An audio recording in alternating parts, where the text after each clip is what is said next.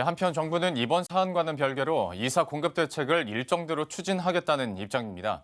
하지만 현장에서는 사업을 중단해야 한다는 주민들의 목소리가 커지고 있는데요. 신도시 토지보상 협의회 난항이 예상되는 만큼 사전 분양 일정에도 차질이 불가피해 보입니다. 강은혜 기자의 보도입니다. 3기 신도시 조성을 신속하게 추진하겠다며 지구계획 수립과 토지 보상을 병행하는 패스트트랙을 도입했던 정부. 야심차게 준비한 3기 신도시 사전 청약이 당장 4개월 남은 상황에서 신도시 사업에 대한 우려와 불만이 쏟아지고 있습니다. 정부 계획대로라면 오는 7월 인천 계양을 시작으로 남양주 왕숙, 하남 교산 등 3기 신도시 사전 청약이 시작됩니다. 현재 하남 교산 신도시의 토지 보상 협의율은 약 60%, 인천 계양은 55% 정도로 비교적 빠른 속도로 진행됐습니다.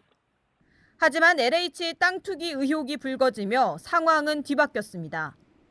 분노한 일부 주민들은 3기 신도시에 대한 전수조사가 마무리될 때까지 보상 절차를 중단할 것을 요구하고 있는 상황.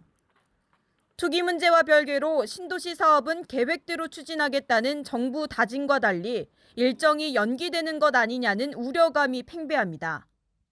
분위기는 많이 달라졌죠. 실질적으로 공기업이라고 하는 정부기관 산하의 LH라는 진짜 투명하다고 본인들이 얘기하는 LH에서 실질적으로 직원들이 정보를 빼서 투기 의혹한다는 자체는 실질적으로 이 사업이 원활하게 진행될 건지 안 될 건지는 3월 31일까지 아마 협의 끝나는 거를 보고 저희도 알 수 있지 않을까 그렇게.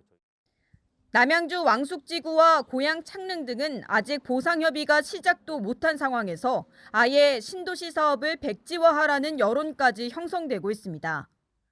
청와대 국민청원 게시판엔 3기 신도시 사업을 철회해달라는 청원글이 올라왔는데 4만 명이 넘게 동의했습니다.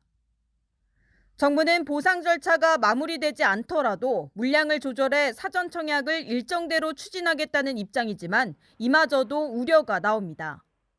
정부에서 토지 보상 업무를 마무리하지 않고 사전 청약을 하는 것은 남의 땅을 다른 사람에게 사전 청약을 하는 것이기 때문에 사실 우리가 이제 법상으로 여러 가지 문제들이 제기가 될 수 있습니다. 그래서 사실 보상 업무가 마무리되지 않은 상태에서 사전 청약을 하는 것은 합리적이지 않다라고 판단이 됩니다. 동시에 신도시 일정이 지연될 경우 전세시장 불안이 가중될 것이란 지적도 나옵니다.